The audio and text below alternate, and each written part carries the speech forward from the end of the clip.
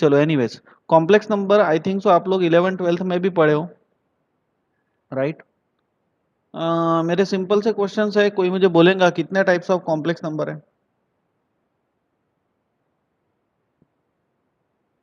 3।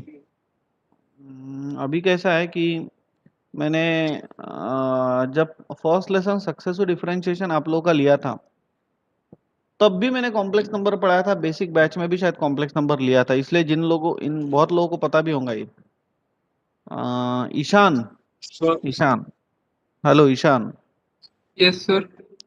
ईशान मुझे बोलो, complex number कितने टाइप्स के? नहीं पता सर। पता नहीं, ओके। अब ईशान को आए हुए 4 5 लेक्चर, 5 6 लेक्चर हो गए शायद, आई थिंक लैग्रेंजेस से आप लोग आप कंटिन्यू कर रहे हो तो, और मुझे होशियार लग रहे हो ईशान। अभी तक यानी ऑलमोस्ट 12 साल का टीचिंग मेरा हो गया, 2009 से कंटिन्यू ये जो चल रहा है, और ऑलमोस्ट 400 से 500 बैचेस लिख, कोई मुझे अभी तक ऐसा स्टूडेंट नहीं मिला कि जिसका कॉम्प्लेक्स नंबर अमरावती यूनिवर्सिटी में जो भी पढ़ रहा है ऐसा नहीं मिला कोई। बहुत सारे स्टूडेंट पढ़ा दिया अभी तक कि भाई कॉम्प्लेक्स नंबर से रिलेटेड उसको हर एक चीज पता है, और एकदम इजी है कॉम्प्लेक्स नंबर। बहुत लोगों को बहुत डर लगता है कॉम्प्लेक्स नंबर, बहुत सारे टीचर भी मैंने ऐसे देखे कि जिन लोगों को कॉम्प्लेक्स नंबर लेते टाइम पे डर लगता है, इसलिए वो कॉम्प्लेक्स नंबर लेसन आखिरी में लेते, पहले डिफरेंशियल इक्वेशन और हायर ऑर्डर डिफरेंशियल इक्वेशन जैसे लेसन ले लेते हैं। लेकिन ऐसा नहीं है, it is what very easy lesson. एक बार समझ में आ गया ना सारी चीजें तो बहुत आसान लगता है ये। कॉम्प्लेक्स नंबर आप लोग 11 12th में पढ़े हो, लेकिन क्या मतलब है वैसा पढ़ाई करके? बात वही है, आप सब भूल गए, फिर क्या मतलब है? 11 12th होके कोई आपको जमाना नहीं हो गया? अभी लास्ट ईयर तो किया था आप लोगों ने 11 12th, तो आपको सब आना चाहिए, और अभी नहीं भूलोगे। अब जरा ध्यान देना, स्टार्ट करता हूं मैं, इंस्टेड ऑफ वेस्टिंग टाइम समझ लो। मैं जो बोल रहा हूँ वो किसी को भी पूछूंगा, तो इसलिए बराबर ध्यान दो। देखो, see the number of the form x plus I Y is called as complex number, हर बार डिनोट करते लेटर z से। तो मैंने अभी अभी एक ही सेंटेंस बोला, the number of the form x plus I Y is called as complex number and it is always universally denoted by letter z। समझ गए? 1 मिनट देना मुझे।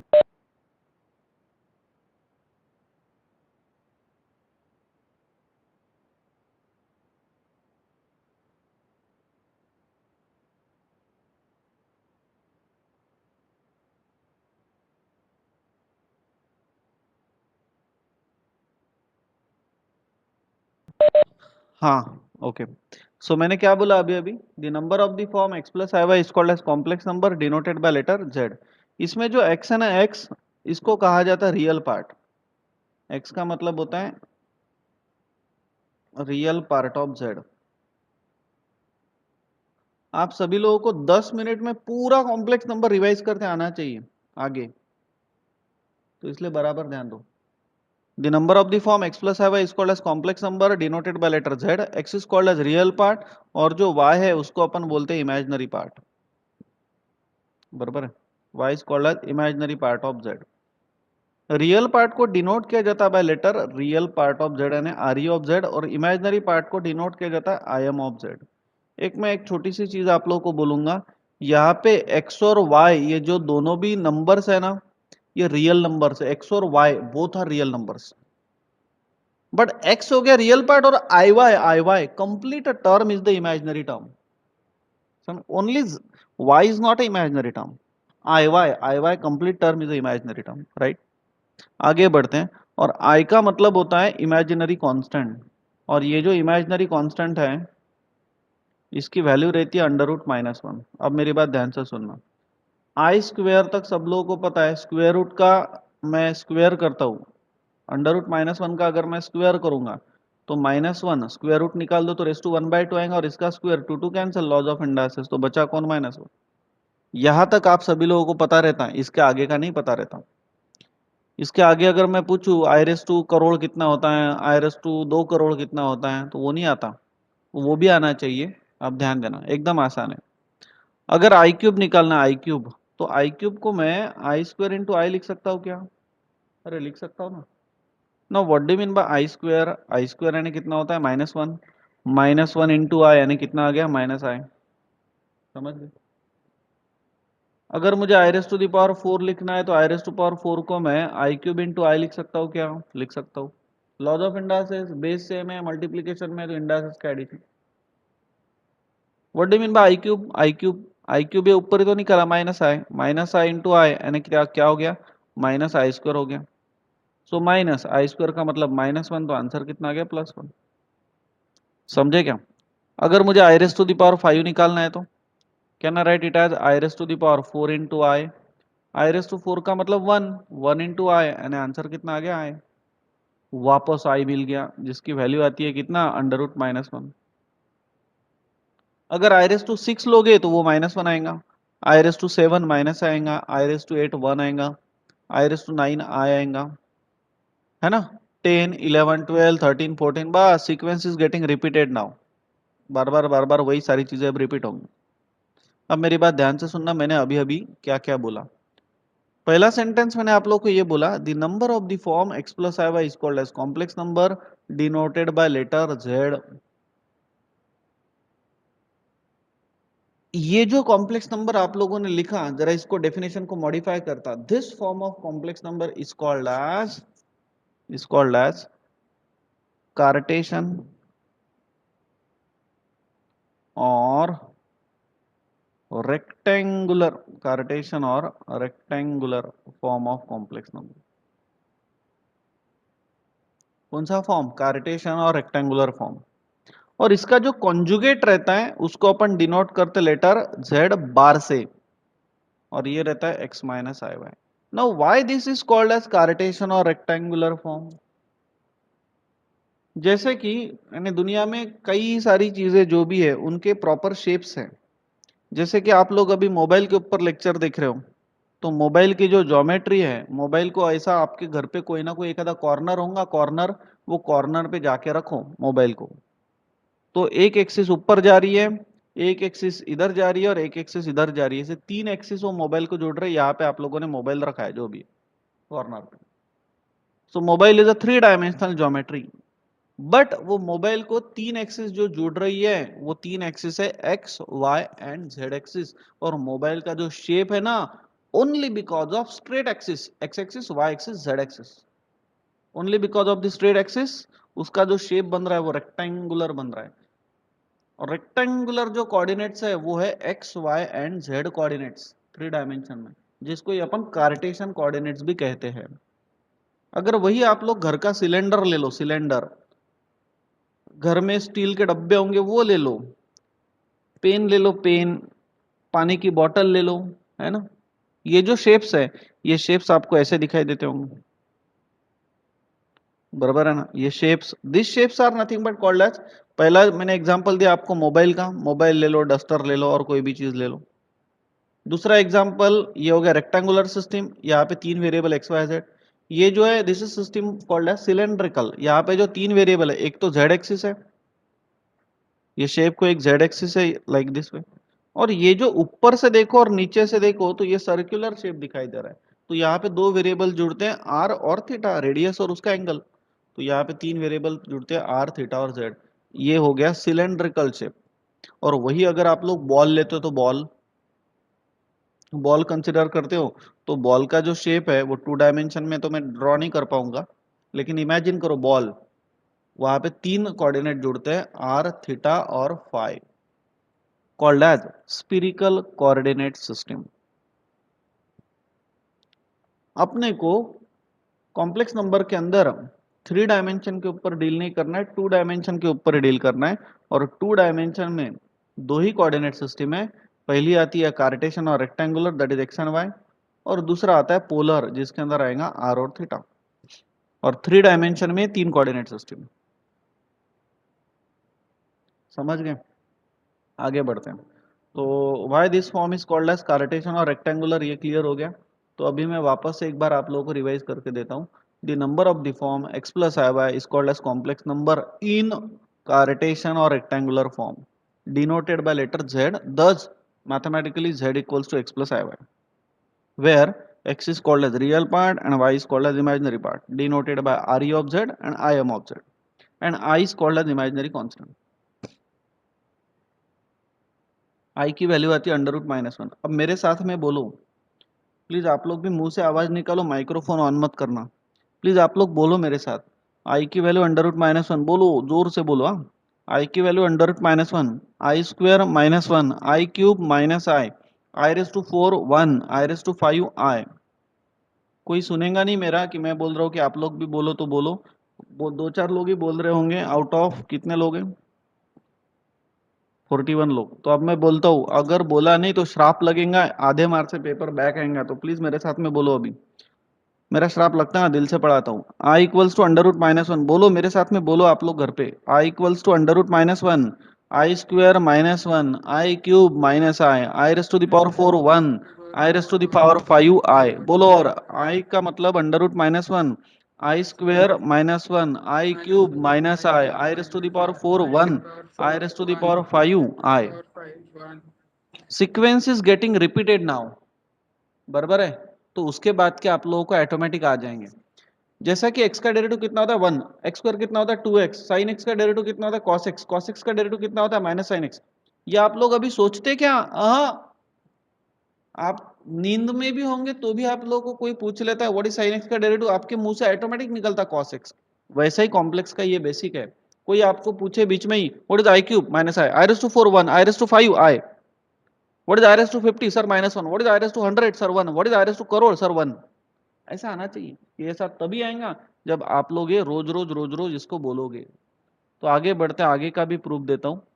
आई रेस टू द पावर अगर 50 निकालना है तो can I write this term as i raise to 5 raise to the power 10, ऐसा भी लिख सकते हैं। आई रेस टू 5 कितना आता है आई, तो ये हो गया I raise to 10। I raise to 10 को मैं I raise to 5 into I raise to 5 लिख सकता हूँ। No, what is I raise to 5 I into I, तो ये हो गया I square. And I square का मतलब होता है माइनस वन। अगर मुझे आई रेस टू दी पावर 100 निकालना है तो can I write I raise to the power 50 into I raise to the power 50। I raise to the power 50 कितना है minus one, into minus one, तो आंसर कितना आया 1। अगर मुझे आई रेस टू दी पावर 500 निकालना है तो can I write it as i raise to the power 100 raise to 5। I raise to 100 कितना है 1, तो 1 रेस टू दी पावर 5 कितना हो गया 1 हो गया। अगर मुझे सपोज अभी i raise to the power 502 निकालना है तो can I write I raise to the power 500 into i square. I raise to 501 तो आई स्क्वेयर माइनस वन, तो आंसर आ गया माइनस वन। तो आई रेस टू कितना भी हो अभी निकाल सकते हो। आई रेस टू 500 अगर वन आता है तो आई रेस टू 1000 ने क्या पाप किया, वो भी वन आएगा। आई रेस टू करोड़, वो भी वन आएगा। I raise to the power 1 billion भी वन आएगा। 1 ट्रिलियन भी वन आएगा। I raise to the power 1 trillion one यानी आई आएगा। 1 ट्रिलियन 2 यानी आई स्क्वायर यानी माइनस वन आएगा। हाँ, समझ रहे क्या? तो इतना आसान है सब कुछ, कुछ डिफिकल्ट नहीं है। अरे समझ गए क्या? राइट। तो आई का मतलब अंडर रूट माइनस वन ये, लेकिन आई रेस टू द पावर 5 तक का आप लोगों का बायहार्टली लर्न चाहिए, पटापट पटापट आई रेस टू 5 तक इतना सिर्फ। बाकी का आप लोग टाइम पे बना सकते हो। What is I? Under root minus 1, I square minus 1, I cube minus I raised to 4, 1, I raised to 5, I. Sequence is getting repeated then. तो चलो इतना समझ गए, फिर आगे बढ़ते हैं। अरे बाप रे, ये सब कुछ आपको लिखना है हाँ? आगे बढ़ते हैं। चलो अभी पढ़ते हैं अपन अलजेब्रा ऑफ कॉम्प्लेक्स नंबर। इतना ले लेते और फिर रुक जाते लगे। अलजेब्रा ऑफ कॉम्प्लेक्स नंबर समझ लो। अलजेब्रा ऑफ कॉम्प्लेक्स नंबर, जैसे कि मैं कंसिडर करता हूं दो कॉम्प्लेक्स नंबर। लेट पहला z1 is equals to x1 plus I y one, and दूसरा कॉम्प्लेक्स नंबर लेता हूँ z2 is equals to x2 plus I y two. एकदम बेसिक से पढ़ा रहा हूँ। एकदम इजी है कॉम्प्लेक्स नंबर। हाँ, टेंशन नहीं लेना, बहुत इजी है complex number. Be the two complex numbers in Cartesian और रेक्टेंगुलर फॉर्म।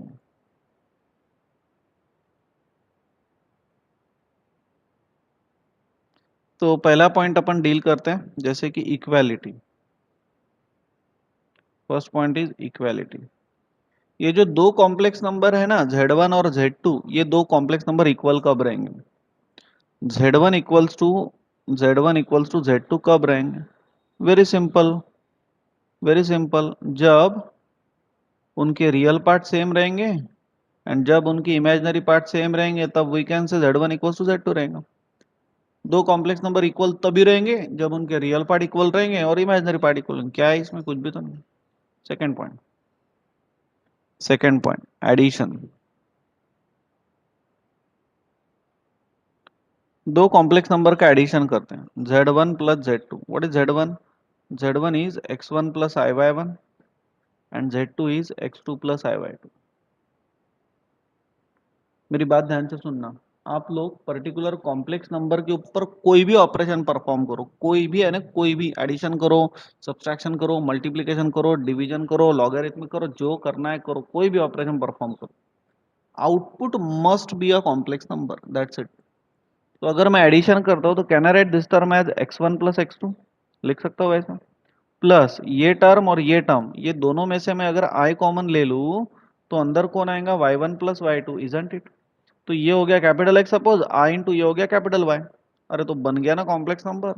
सो मुझे बोलना क्या है? मुझे बोलना ये है addition of two complex number is again a complex number having separate addition of their real part and separate addition of their imaginary part। समझ गए क्या आप लोग? What do you mean by addition of two complex number? Addition of two complex number is a complex number having separate addition of their real part and separate addition of their imaginary part। अब ऐसा ही तीसरा operation देखते हैं अपन, subtraction. Subtraction जैसे कि दो complex number का subtraction करते हैं Z1 minus Z2, output complex number ही आना चाहिए। Z1 is x1 plus i/1 and Z2 is x2 plus i/2।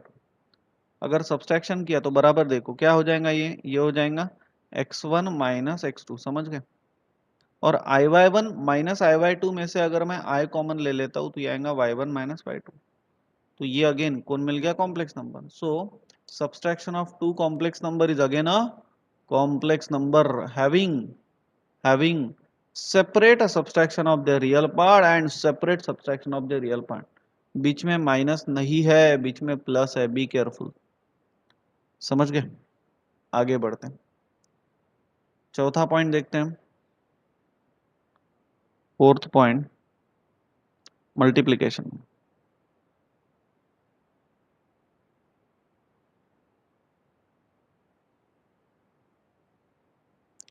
जैसे कि दो कॉम्प्लेक्स नंबर का मल्टीप्लिकेशन करते हैं जो कि कार्टेशियन और रेक्टेंगुलर फॉर्म में, Z1 is x1 plus i/1 into Z2 is x2 plus i/2।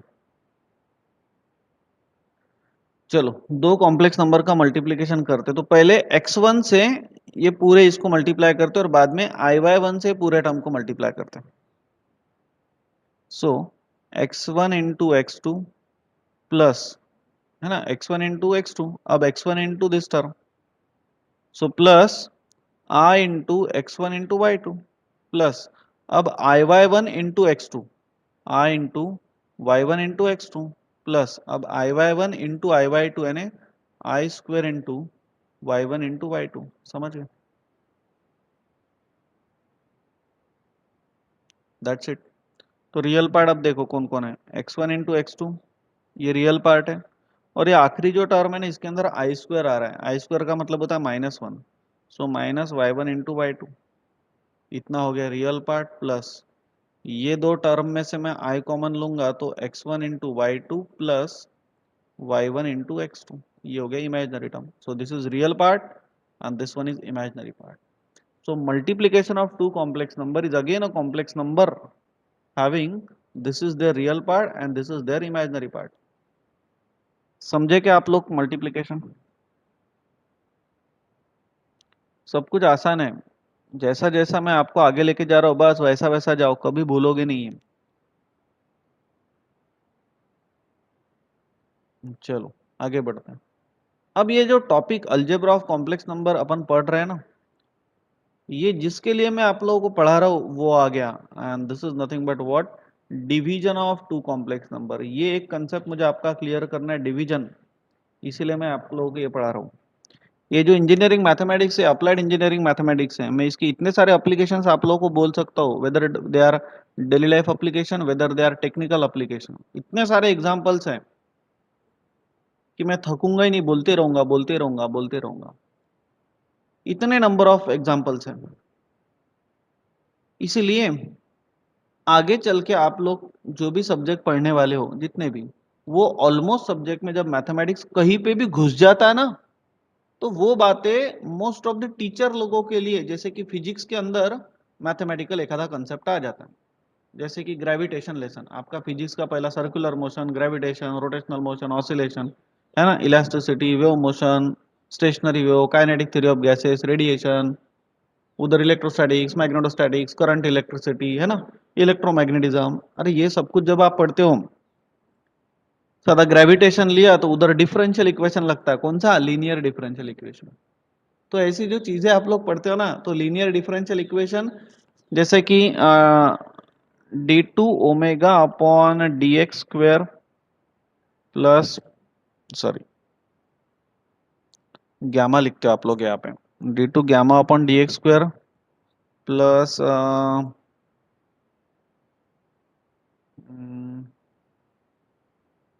एक मिनट, गड़बड़ हो रही है कुछ, electromagnetic wave plus omega into gamma, gamma is equal to 0। ऐसा आप लोग इक्वेशन लिखते हो सपोज, और इसको आप लोगों ने सॉल्व किया है शायद फिजिक्स में। ग्रॅव्हिटेशन में काहीतरी पोर्शन होता असा, मला कोणीतरी विद्यार्थ्यांनी एक डेरिवेशन दाखवलं होतं, सर म्हणे हे सरांनी शिकवलं, पण सरांनी शिकवल्यानंतर त्यांनी वी नो दॅट असं लिहिलं म्हणे कि ये इतना याद रखो भाई। फिर मेरे को ध्यान में आया वो देखने के बाद, अरे बाप रे, यहाँ पे तो आपका लीनियर डिफरेंशियल इक्वेशन लेसन लगता है, जो आप लोग इंजीनियरिंग में M3 में पढ़ते हो। तो इसको सॉल्व करने के लिए आप लोगों को CF, PI, है ना, वेरिएशन ऑफ पैरामीटर, ये सारे टेक्निक्स पढ़ना पड़ता है, तब जाके आप लोगों को आता ही है।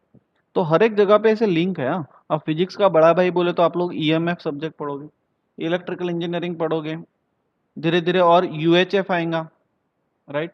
तो बहुत सारे सब्जेक्ट है जो थोड़े थोड़े टॉपिक के ऊपर रिलेट करते हैं। तो आप लोगों के लिए चीजें वी नो दैट नहीं रहना चाहिए, यही मैं बोलना चाहता हूँ। आप लोगों को समझना चाहिए कि सही में इधर से आया। जैसा कि अगर आप लोगों को मैं क्वेश्चन पूछूं, बहुत सारे स्टूडेंट लोग ऐसे ही पढ़ते हैं, we know that e raise to I theta का मतलब कॉस थीटा प्लस आई साइन थीटा। अरे ये तो आप लोगों को जब से आया ना टॉपिक, ये तब से वी नो दैट ही है। 11th-12th में सबसे पहली बार इसको देखा आप लोगों ने, लेकिन ये जब से आया तब से वी नो दैट, अपने को सब पता है। Is anyone is capable to give me the proof of this? How 11th-12th में पढ़े हो आप लोग ये? ईशान, आपने ये देखा है क्या, E raise to I theta equals to cos theta plus I sine theta? इसके पहले Yes, पढ़ा sir. होगा ना?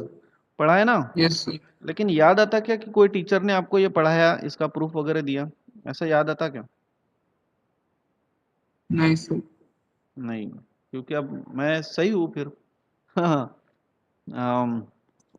कि नहीं मिलता ना ऐसा। यहाँ पे लगता है इंजीनियरिंग, कॉस थीटा की मैक्लॉरियन सीरीज पुट करो, साइन थीटा की मैक्लॉरियन सीरीज पुट करो, जो फर्स्ट लेसन में आप लोग पढ़ते हो। दोनों सीरीज को ऐड करो, और ऐड करने के बाद आपको जो मैक्लॉरियन सीरीज मिलती है ना, वो मिलती है ई रेस टू के मैक्लॉरियन सीरीज। इसलिए आप लोग ऐसा लिख सकते हो कि कॉस थीटा प्लस आई साइन थीटा का मतलब इतना होता है। तो यहाँ पे आता है मैक्लॉरियन सीरीज का कंसेप्ट, और वहां से ही इसका प्रूफ मिलता है। बराबर है। JEE लेवल पे आप लोगों को ये लेना चाहिए। JEE लेवल पे आपको सब कुछ है, ये कॉम्प्लेक्स नंबर जो अभी पढ़ रही है पूरा है। JEE लेवल पे आप लोगों ने जो फर्स्ट लेसन M1 का पढ़ते हो वो भी पूरा है। इसके बाद आप लोग डिफरेंशियल इक्वेशन लेसन पढ़ेंगे, वो भी है आप लोगों को। एनीवेज, डिवीजन बहुत इंपॉर्टेंट। जैसे कि Z1 अपॉन Z2 करना है। Z1 कितना है, x1 plus IY1, and Z2 is x2 plus IY2। हाँ बोलो सार्थक, hello Sarthak, Yes, sir. Tell me how to solve this. Sir, imaginary values and real values were imaginary and real values. नहीं तो इसको सॉल्व कैसे करो, anyone, how to solve this sir person? Sir rationalise करावं लागेल याला. वेरी गुड, रैशनलाइजेशन करते हैं यहाँ पे अपन, आप लोगों ने 11th-12th में ये पढ़ा था। तो रैशनलाइजेशन करना है ना, क्या करना, कॉन्जुगेट फैक्टर ऑफ डिनोमिनेटर से ऊपर नीचे मल्टीप्लाई करना। सो x1 प्लस आई y one upon x2 plus आई वाई टू, तो डिनोमिनेटर का कॉन्जुगेट आएगा x2 minus i y two upon x2 minus i y two. दिमाग में एक बात फिट कर लो, कॉम्प्लेक्स नंबर के साथ आप लोग डील कर रहे हो, और जब भी division of two complex number आता है तो हर बार याद रखना वहां पे अपने को करना पड़ेगा रैशनलाइजेशन। हर बार जब भी division of two complex number आएगा तब। तो अभी जो न्यूमरेटर में टर्म आपको दिखाई दे रहा है उन दोनों को अगर मल्टीप्लाई करते हैं, पहले x1 से दोनों भी टर्म को और बाद में आई वाई वन से दोनों भी टर्म को, तो x1 इंटू एक्स टू है ना, minus I into X one into Y two plus I into Y one into x two and minus I into I square Y one into Y two upon denominator में a plus B into A minus B, यानी A square minus B square, isn't it, A square minus B square, that's it. अरे पढ़ते हो ना formula A square minus B square का। हाँ, so what we are getting here, अभी बराबर देखो, x1 into x two real part हो गया जिसके अंदर i नहीं है, और ये जो टर्म है इसके अंदर आई स्क्वायर है, आई स्क्वायर का मतलब -1 होता है, तो minus minus plus, can I right y1 y2, ऐसा लिख सकते हैं, अपॉन ये टर्म बराबर देखो, can I right x2 square i square है -1, तो minus minus plus y2 square, ऐसा लिख सकते हैं, प्लस आई इंटू, अभी बराबर देखो, अब ये जो दो टर्म्स है इसके अंदर आए हैं, तो पहले मैं लिखता हूँ y1 into x two and minus x1 into Y two, और उसके डिनोमिनेटर में वापस से x2 square plus y2 square. So this is all about what, the division of two complex number. बात फिट कर लो दिमाग में, division of complex number is again a complex number having this is their real part and this is their imaginary part। बस दिमाग में ये fit करो कि जब भी division of two complex number करने का काम पड़ता है तो हर बार आप लोगों को करना पड़ेगा रैशनलाइजेशन। कैल्सी आपके पास होगा, मुझे कैल्सी के ऊपर आप लोगों को ये समझाना है, बट अभी टाइम हो गया है, यानी तो 5:15 को स्टार्ट की अपन ने बैच, है बोलना 10 मिनट और, समझ लो, कल भी बोल सकता हूँ कैल्सी, इतनी घाई भी नहीं है। आज लैपटॉप क्यों हैंग हो रहा है क्या पता, ये स्क्रॉल अप स्क्रॉल डाउन नहीं हो रहा है, कीबोर्ड से हो रहा है, माउस से नहीं हो रहा है, ठीक है, सिलेक्ट भी नहीं हो रहा कुछ। आपको लिखना कैसे अभी मैं बोल देता हूँ। सबसे पहले आप लोग इसके स्क्रीनशॉट ले लो, आज मैं आप लोगों को पीडीएफ नहीं भेजता हूँ, कल भेजूंगा पीडीएफ में पूरा कंप्लीट करने के बाद थ्योरी, तो आप लोग स्क्रीनशॉट ले सकते हो। आप लोगों ने लिखना है खुद की नोट्स खुद ही बनाना है आज। क्या लिखोगे, सबसे पहले लिखना आप लोगों ने, हेडिंग देना कॉम्प्लेक्स नंबर, और उसके अंदर लिखना, ध्यान से सुनो मेरी बातें, the number of the form x plus iy is called as complex number in Cartesian or rectangular form, ऐसा लिखना है definition, denoted by letter z, thus z is equals to x plus iy, और उसको डब्बा करना, बाद में लिखना where x is called as real part of z denoted by re of z equals to x equals to real part of z, and y is called as imaginary part of z denoted by im of z equals to y equals to imaginary part of z, and I is called as imaginary constant, I की value under root minus, ये बाकी फिर पूरा as it is लिखना। फिर बाद में algebra of complex number, algebra of complex number as it is लिखना है आप लोगों ने, इक्वालिटी भी पॉइंट एज इट इज लिखना है, एडिशन सब्सट्रैक्शन मल्टीप्लिकेशन डिवीजन सब कुछ एज इट इज है, सब कुछ एज इट इज है। आप लगे तो इसका स्क्रीनशॉट्स ले लो आज, कल मैं आप लोगों को पीडीएफ सेंड करूंगा। इतना ले लिया क्या स्क्रीनशॉट, कोई रिस्पॉन्स करो, ले लिया क्या? सर एक डाऊट आहे हाँ विचार। सर, तुम्ही विचारलं होतं की किती टाईप आहे कॉम्प्लेक्स नंबरचे, हाँ तर तसं पाहिलं तर दोनच आहे, एक इमॅजिनरी आणि एक रिअल. पण आम्हाला एका सरांनी शिकवलं होतं की 0 कॉम्प्लेक्स नंबर पण असतो, म्हणजे 0 प्लस 0 आहे, म्हणजे की रिअल पण नाहीये तो, म्हणजे आणि इमॅजिनरी पण नाहीये. तसं पाहिलं तर 0 रिअल मध्येच इन्क्लूड होतो, पण या 0 कॉम्प्लेक्स नंबर मध्ये हा तिसराच टाईप सारखा कन्सिडर केला जातो आणि याला स्पेशल वेटेज दिला जातो, असं असं काहीतरी शिकवलं होतं. हे बरोबर आहे का सर? कसं आहे की every real number is a complex number, whether we are writing one, one is also a complex number, जसं तुम्ही एक्स ऍक्सिस आणि वाय ऍक्सिस ड्रॉ करता, तर ही जी वाय ऍक्सिस असते ना, ही वाय ऍक्सिस नसते. This is imaginary axis i y असते, पण तुम्ही वाय ऍक्सिस त्याला लिहिता. This is completely a z plane.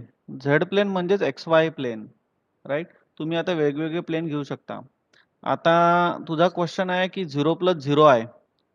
अपन जो भी डील कर रहे हैं, जैसे कि 0 के साथ डील कर रहे हैं, स्पेस मध्ये जर मी एखादा पॉइंट लिहिला 0, बरोबर आहे. इसके दो कोऑर्डिनेट्स आहे, जैसे की 0 0, बरोबर आहे. हे जे दोन कोऑर्डिनेट्स आहे, याला जर मी ओरिजिन सोबत जोडला तर हा तर डेफिनेटली ओरिजिन वरच येणार आहे. हा कोऑर्डिनेट्स तुम्ही कोणता पण घेऊन घ्या, एक्स वाय घेऊन घ्या. हा जो एक्स वाय कोऑर्डिनेट आहे, याचा कोणताही एखादा पॉइंट आहे, लेट इट बी पी, हा वेक्टर बनतो. तो जसं तू 0 सोबत डील करताना, 0 0 is nothing but any vector, जिसको अपन नल और 0 वेक्टर बोल सकते हैं. Complex number is specifically dealing with the vectors also. If you are writing complex number x + iy, then यहाँ पे इसके दो कोऑर्डिनेट्स कौन कौन से, x और y है. x और y है, जिसको अपन p नाम दे देते. What is this p? p is nothing but the position vector. p is nothing but the position vector, जिसको अपन p bar equals to xi + yj ऐसा लिख सकते हैं. This is position vector. इसको ज्योमेट्रिकली आप लोग रिप्रेजेंट कर सकते हो. ये कोई भी एक पॉइंट है और ये पॉइंट को मैं ओरिजिन के साथ डील ज्वाइन करता हूँ, तो ये जो भी यहाँ पे मिल रहा है ना, इसको अपन बोलते हैं पोजीशन वेक्टर. तुझा क्वेश्चन खूप सिंपल आहे आणि मी खूप डीप मध्ये चाललोय. मला तुला एवढं सांगायचं आहे की 0 अगर लिख रहे हो ये भी कॉम्प्लेक्स नंबर है, 1 अगर लिख रहे हो ये भी कॉम्प्लेक्स नंबर है, 1 + i लिख रहे हो ये भी कॉम्प्लेक्स नंबर है, because every real number is a complex number. अब मेरे पास पढ़ाने के लिए बहुत सारा डेटा है इससे रिलेटेड, तो इसीलिए मैं इतना डेप्थ में न जाते हुए धीरे धीरे जाऊंगा. बट अभी स्टॉप करता हूँ और अभी मैं वापस स्वराज की तरफ जाता हूँ. स्वराज, तेरा और एक बार क्वेश्चन बोलना तो, या क्लियर हो गया कि तेरे को जो भी पूछना था? हाँ स्वराज. हो सर, म्हणजे ऍक्च्युली तर दोनच टाईप आहे आणि 0 रिअल नंबर टाइप्स मध्ये बद्दल इन्क्लूड बोलत होऊन होता तू. जातो. टाइप्स हा, बद्दल बोलत होता. हा, येस. टाइप्स म्हणजे कसे तर आहे, कॉम्प्लेक्स नंबरचे 3 टाइप्स आहे क्लासिफाय केल्यानंतर. पहिला ते कोऑर्डिनेट ज्योमेट्री नुसारच त्याचे टाइप बनवलेले आहेत.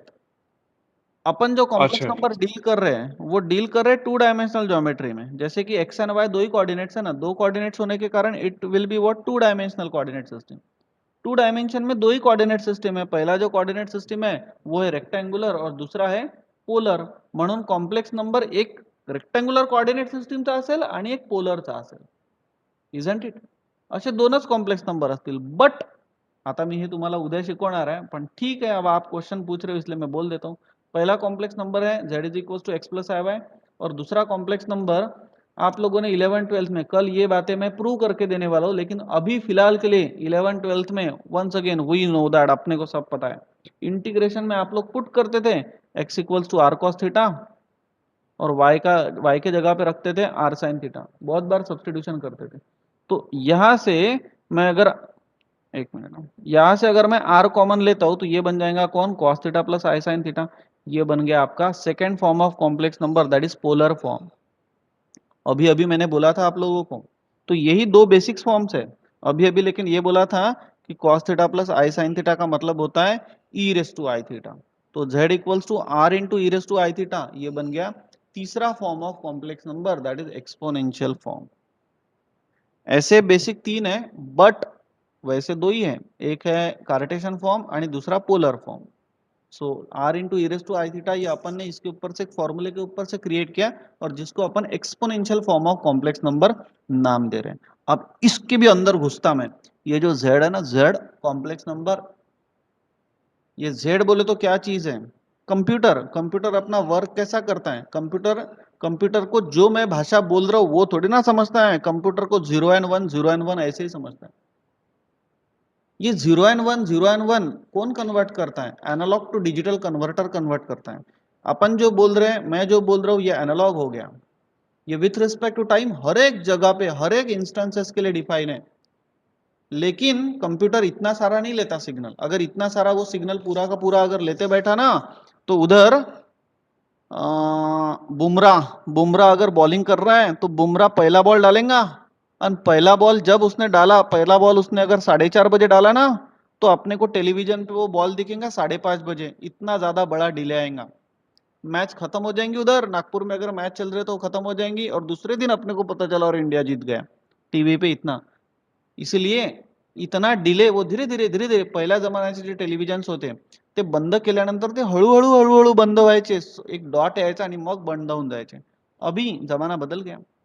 पहले ट्रांजिस्टर का जमाना था, ट्रांजिस्टर को रिप्लेस करके आईसीज आ गए, आईसीज को रिप्लेस करके वीएलएसआई आ गया, मॉस्फेट्स आ गए, कैमरा भी सीमॉस हो गया, कॉम्प्लीमेंट्री मेटल ऑक्साइड सेमीकंडक्टर हो गया, जिसके कारण कोई निगेटिव फिगेटिव नहीं, डायरेक्ट क्लिक करो 108 मेगापिक्सल के कैमरे आ गए. बराबर है ना. अभी अभी मैंने मोबाइल खरीदा इसलिए मैं बोल रहा हूँ. हाँ, तो मेरा टॉपिक ये था जेड. जेड जेड जो लिख रहे हो ना आप लोग, ये जेड है एप्लीकेशंस ऑफ जेड ट्रांसफॉर्म. है कॉम्प्लेक्स नंबर, लेकिन इसके एप्लीकेशन जाते हैं जेड ट्रांसफॉर्म की तरफ. आप लोग अगर z equals to R into E raise to the power I theta, ये third form of complex number लिखते हो, बराबर है, तो ये r रहता है, r जो रहता है ना, ये r रहता है पर्टिकुलर सर्कल का रेडियस, यूनिटी रेडियस जिसको बोलते हैं, और जिसकी वैल्यू रहती है 1. आप लोगों ने वो आरक्षण पिक्चर देखा होगा, आरक्षण. तो तबेले में पढ़ा था अमिताभ बच्चन, और वहां पे वो क्वेश्चन पूछता है, what do mean by modulus of z equals to 1. आणि एक लहानची पोरगी उभी राहते और वो आंसर करती, sir modulus of z equals to 1, it is a circle having centre at origin and radius equals to 1.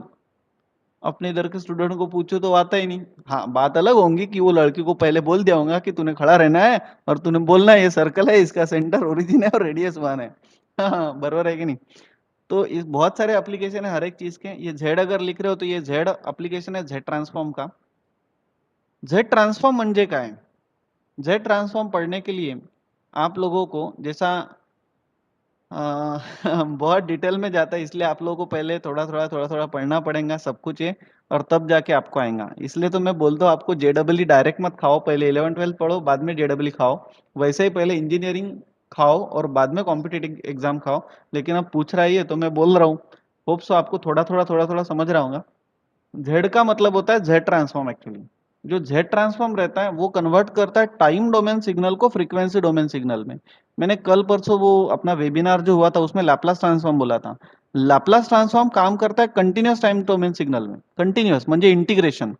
आणि z transform same, exactly same as that of the what Laplace transform. बस ये काम करता है discrete time domain में. Discrete म्हणजे summation मध्ये, इकडे इंटीग्रेशन इकडे समेशन. ये बहुत डिटेल में जाता है टॉपिक, तो मैं आप लोगों को एक आध दिन इसके ऊपर जैसा जैसा आपका लेवल बनेगा ना, तो वैसा वैसा मैं धीरे धीरे आप लोगों को क्लियर करूंगा, क्योंकि पोट्टे लेफ्ट हो रहे हैं, बोर हो रहे हो. हाँ स्वराज, थोडंफार समजलं का तुला? हो सर. मेरे को ऐसे ही क्वेश्चन पूछा करो, अच्छा लगता है, ताकि आप लोगों को मैं ज़्यादा नॉलेज भी दे पाऊँ other than the subject. Application जो नॉलेज है ना वो मैं आप लोगों को दे पाऊँ, इसलिए मेरे को पूछ लिया करो. चलो ठीक है फिर. तो या अलजेब्रा ऑफ कॉम्प्लेक्स नंबर पूरा एज इट इज लिखना है आप लोगों को. स्क्रीनशॉट ले लिए कि इसके? ये लैपटॉप हैंग हो रहा है यार. ठीक है, अपन रुकते हैं यहाँ पे. आप लोग लेफ्ट हो सकते हो, ये हैंग हो गया कंप्यूटर. चलो ठीक है फिर, बाकी लेते कल.